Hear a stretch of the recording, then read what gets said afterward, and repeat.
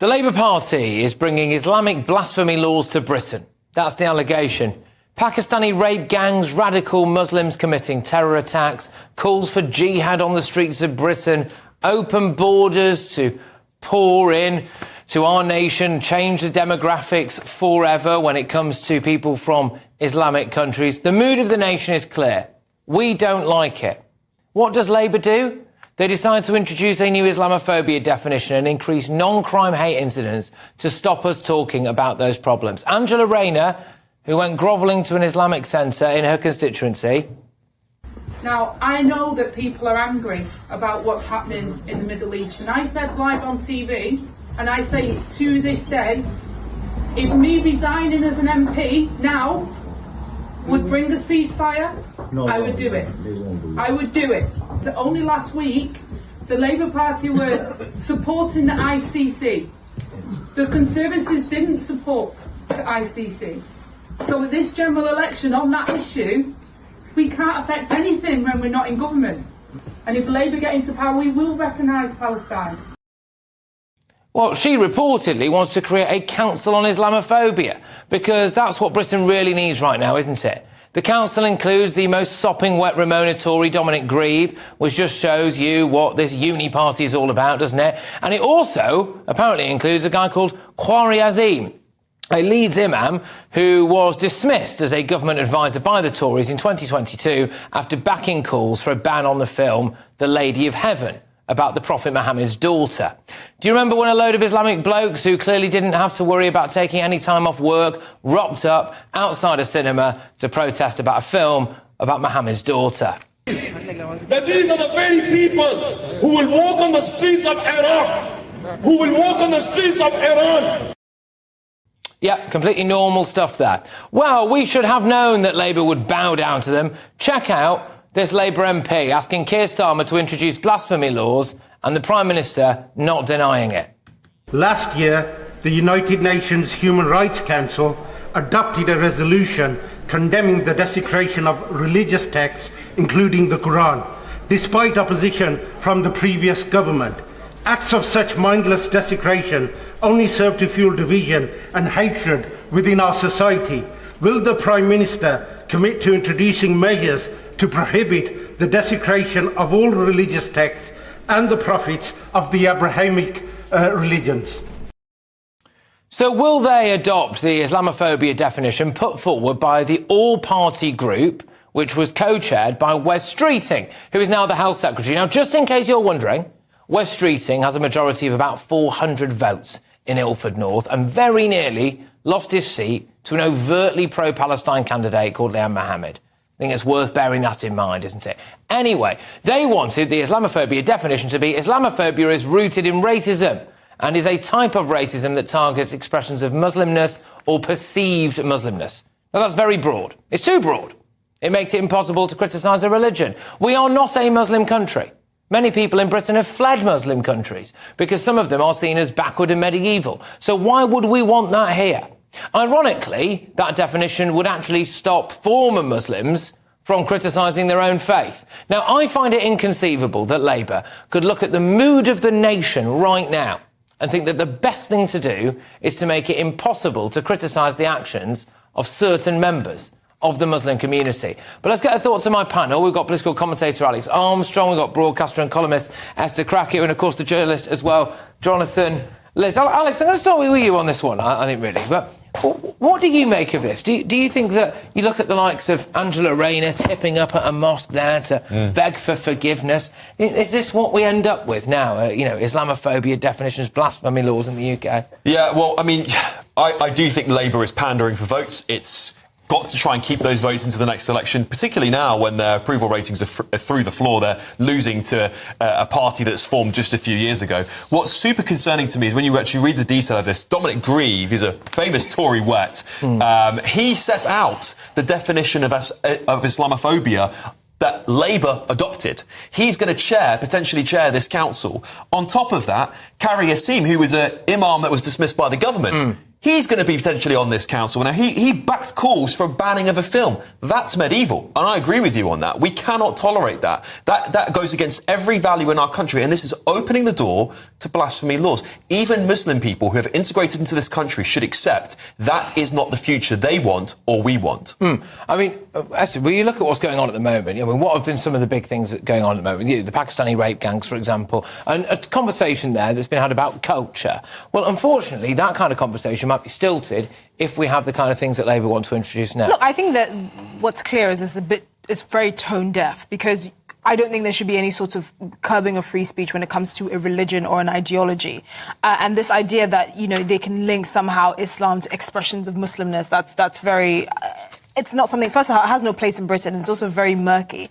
However, I think you have to look at it in the context of how the Labour Party sees tackling any sort of antisocial or what they deem as like hateful speech or whatever. They're not willing to tackle the underlying issues of why there's lack of social cohesion, why people are viewing their neighbours with suspicion, why there is lack of a central, basically, culture and idea and set of values that we all adhere to. They're just basically trying to criminalise speech that they don't like. And that's fundamentally the wrong approach. Instead of trying to find a way to establish common ground and say, look, this is Britain, these are the rules that we follow, you're actually trying to put more energy and more resources behind criminalising speech. I don't know how the police have time to do this. How does the police have time to pursue someone for perceived Islamophobia when they can't even solve burglaries? And all of this is led by the government's position. Now, I personally wouldn't.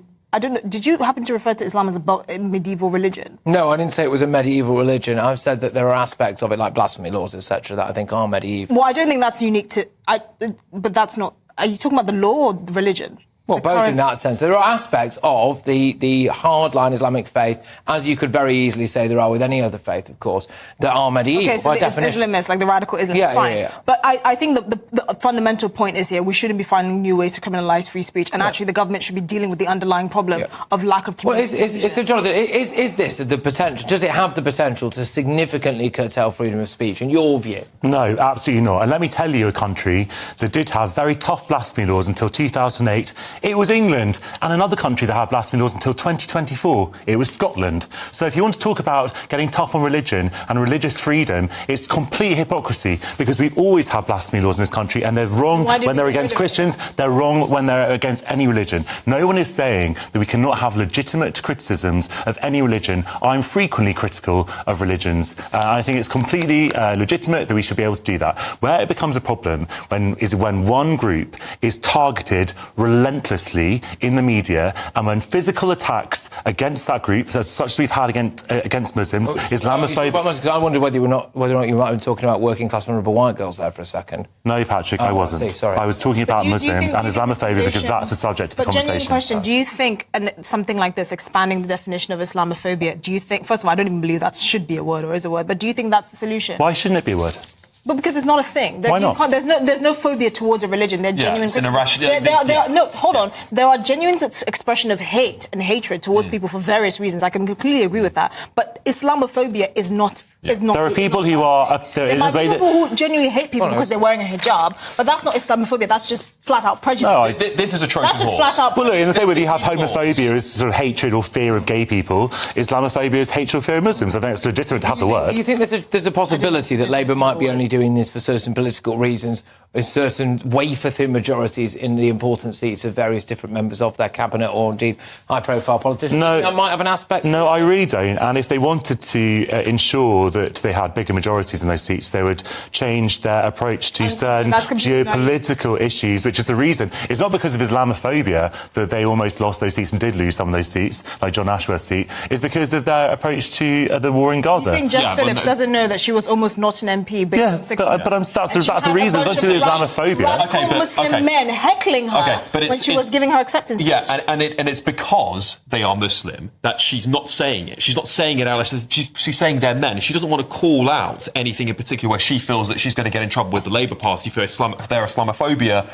adoption, which Dominic Grieve wrote. The reality is that the reason why people like Angela Rayner are pandering to Muslim groups is because they are the pro-Gaza group. Pandering, Alex. We can't just say things as they are. We don't have to be in trouble for saying things as they are. Most Muslim people will probably support Gaza. Therefore, if she goes and says, we're going to go and put in Islamophobia laws, that's a way of signalling we're on your side. I'm It's sorry, quite but obvious. the government's It's quite also thinking obvious. about. The government also wants to, sort of tighten rules on anti-Semitism. It's about groups that have been subject to attacks That is physically and in the fundamentally media. problem, because you're not going to solve that problem by encouraging sectarianism in our politics. It's not encouraging sectarianism. It is sectarianism. It's going to be if used. there are people that are being attacked by virtue of being Jewish, which are anti-Semitic attacks, you have to deal with the fundamental problem of people being able to express those evil, hateful views for someone just based on their religion. You don't pander to sectarian groups in this country that are tearing at the fabric of British society. I don't know where This is anyone's the being UK. pandered to. No, but seriously, if you face anti-Semitic attacks here in the UK, you are still a British citizen. That is an attack against a British person, and that's how it should be viewed. We're all equal under the law. Stop trying to pander to certain groups.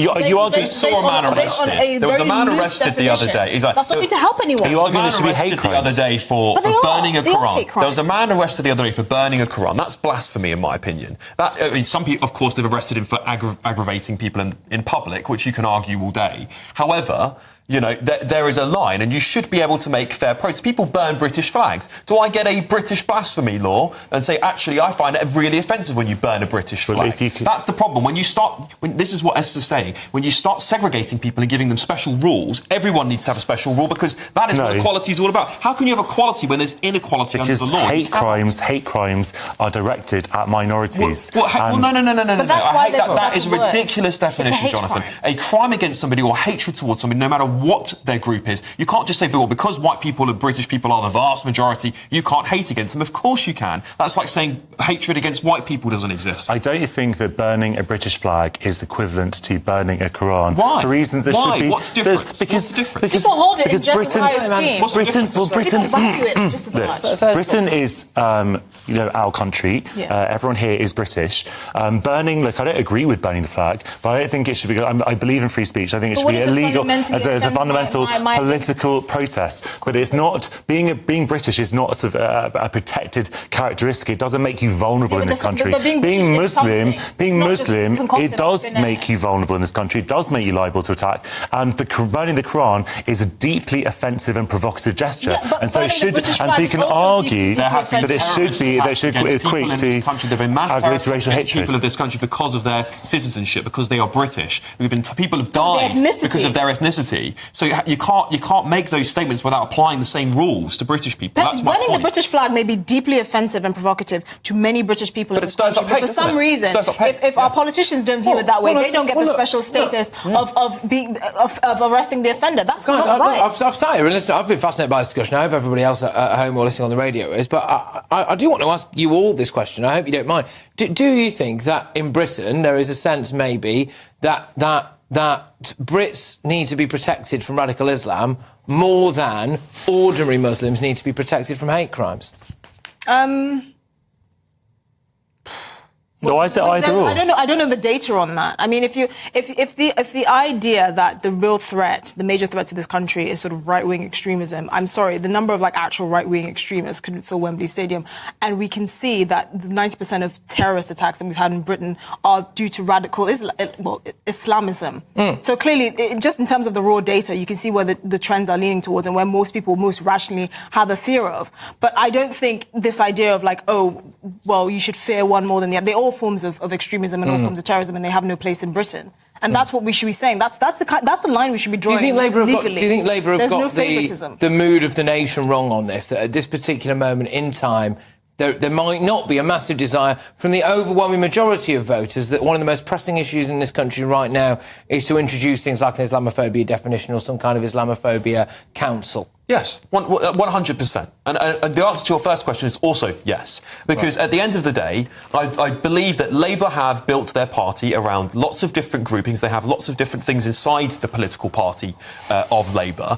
And those parties put pressure on them to make laws to say, actually, you will build Islamophobia. Well, actually, the Conservatives have played this game for decades with Kashmir, for example, and running incredibly Islamophobic campaigns against Sadiq Khan, for example. What are you talking about? Yes, What they run? When did they run a single ad that said, he's a Muslim, don't vote for example, ran a disgraceful campaign against Sadiq Khan, and there were also adverts that be targeting Hindu voters, saying that Sadiq Khan wanted to confiscate their jewellery. It was completely insane. condemning the kind of things that have happened in the name of sectarianism in this country. The fundamental point is that Muslims feel under threat. They are singled out all the time across the media and in public. I'm a Jewish person, and I don't feel singled out at all. That doesn't mean that. I'm sorry. There are other million Jewish people that do. But not in this country, there aren't. But fine. But Muslims, there's every right for the government to seek to protect Muslims, and it doesn't mean they can't protect other people from Islamist terrorism as well. OK,